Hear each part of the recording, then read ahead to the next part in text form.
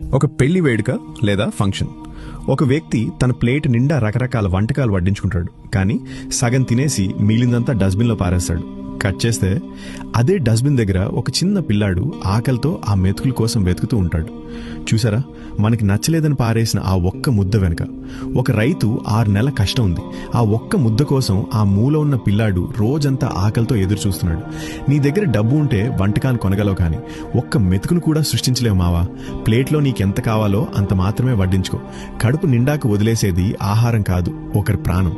నీకది కేవలం మిగిలిపోయిన వేస్ట్ కావచ్చు, కానీ ఆకలితో ఉన్నవాడికి అది అమృతం. విందులో నువ్వు చేసే వృధా ఒకరి ఆకలిని ఎగతాళి చేయడమే. అన్నం పరబ్రహ్మ స్వరూపం అంటారు, దాన్ని చెత్తబుట్లో వేయకండి. ఈసారి భోజనం చేసేటప్పుడు ఆ పిల్లాడి మొహం గుర్తు తెచ్చుకో. ఆహారాన్ని వృధా చేయనని ఒట్టు పెట్టుకో. వీలైతే ఆకలితో ఉన్నవాడికి అన్నం పెట్టు, అంతేకాని వృధా చేసి పాపం మూటగట్టుకోకు.